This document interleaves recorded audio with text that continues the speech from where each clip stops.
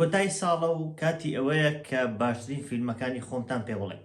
بەڵێ بەڕێزان ئەمڕۆ باس لە باشنەوە فیلمانان دەکەم کە لە ساڵی 2024 بینی و من بێگومان بە پێی تایتڵەکە دیارە کە تەنیا باس لەو فیلمان دەکەم کە بینی و من لەوانەیە فیلم هەبێت کە تا ئێستا سەیرم نەکرد بێ باشتر بێت لەوانێک کە من باسییان دەکەم، بەڵام ئێستا ئەوانێک کە من بینی و من ئەوانم هەڵبژاردووە کە ئێستا باسییان لەوە دەکەم. بێگومان تەنیا ناوی فیلمەکان و ئەگەر بکرێ بۆ نەژان و شتەکەی باز دەکەین بە کورتی، ئەگەر دەتانەوێت بە درێژی لەباری بابەتەکەەوە بزان و بزانن کە فیلمەکە باسەچی دەکات چیرۆ کوشتەکان بزانن، لە یوتیوب ڤیدیۆ درێژەکەم بڵاو کردوەوە، دەتوان بچن لەوێ سیر بکەن لە یوتیوبی وسام ئەحمەد ڤیدیۆ تەواوی ئەو بابەتەم بڵاو کردوتەوە، لەوێ باسی دەکەم کە کامە فیلم شایانی بینینەوە بۆچی و چیرۆکەشی چۆنە. ئێستا ئەگەر بەڕێزبەندی باسی لێ بکەین، لە پلەی دەیەم فیلمی سەرنجڕاکێش و هەزبزوێنی کاری ئۆن، لە پلەی نۆیەم فیلمی ترسناکی ئێلیەن ڕۆمیلۆس، لە پلەی هەشتەم فیلمی هەزبزوێنی سیڤڵ وار کە باس لە جەنگێکی ناوخۆی ئەمریکا دەکات، لە پلەی هەفتەم فیلمی سوپەرهیرۆی دێدپۆڵ ئەند وۆڵڤرین، لە پلەی شەشەم